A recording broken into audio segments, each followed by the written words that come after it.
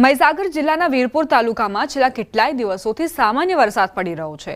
વાદળછાયા વાતાવરણ વચ્ચે ઝરમર વરસાદના કારણે વરાપ ઓછો ન થતા ખેડૂતોને રીંગબોર તેમજ કુવાઓમાં મોટર મૂકીને પાણી છોડી ડાંગરની વાવણી શરૂ કરવાની ફરજ પડી છે, પરંતુ અન્ય પાક બાજરી, જુવાર, મકાઈ, તુવેર, સોયાબીન જેવા પાકો કરી શકતા નથી, જેથી ખેડૂતો મુશ્કેલીમાં મુકાયા છે।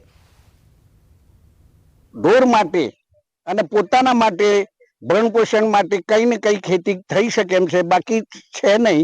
નજીકમાં જતી સુફલામ સુફલામ એ પણ બંધ છે અને એટલો ગાબડો પડી ગયેલો છે કે જો 8-10 ઇંચ વરસાદ પડે તો 10 થી 15 જગ્યાએ કેનાલ તૂટે એ પોઝિશનમાં છે। છેલ્લા કેટલાય સમયથી વીરપુર તાલુકાની અંદર રાત્રિના સમયે વારંવાર વરસાદ આવે છે, જેના લીધે ખેતીની જમીન જે ખેડવાની હોય એમાં જે વરાપ થવો જોઈએ, મુખ્ય પાક મકાઈ હોય એ ખેતરો પૂરેપૂરા ખેડાતા નથી અને વીજળીની અનિયમિતતાના લીધે માત્ર 8 કલાક વીજળી આવે છે એ પણ વારંવાર ખૂટકાઈ જાય છે।